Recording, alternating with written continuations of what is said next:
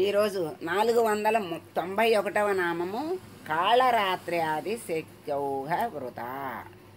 ఓం కాళరాత్రి ఆది శక్త్యౌఘ వృతాయై నమః. ఈ నామంలో కాళరాత్రి మొదలైన శక్తుల సమూహము కలిగిన తల్లి. ఇప్పుడు ఈ కాళరాత్రి 1, 2 ఖాదిత, 3 గాయత్రి, 4 ఘంటాధారిణి, 5 జ్ఞామిని, 6 చంద్ర, 7 ఛాయ, 8 జయ, 9 ఝంకారి, 10 జ్ఞానరూప, 11 టంకహస్త, 12 టంకారిణి. ఈ చక్రానికి అనాహత చక్రానికి 12 దళాలు ఉన్నాయి.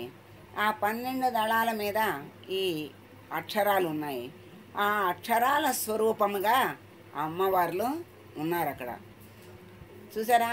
కా దగ్గర నుంచి కా, ఖ, గా, ఘ, ఇఞ, జ, ఝ, ఇణి, ట, ఠ, డ, ఢ, న, ట, ఠ వరకు 12 దళాలు, 12 అక్షరాలు.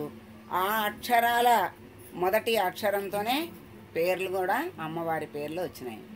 ఇంతకు ముందు కూడా వాళ్ళ దగ్గర నుంచి కాళ్ళ దగ్గర నుంచి కూడా అన్నీ అలా పేర్లు వచ్చినాయి.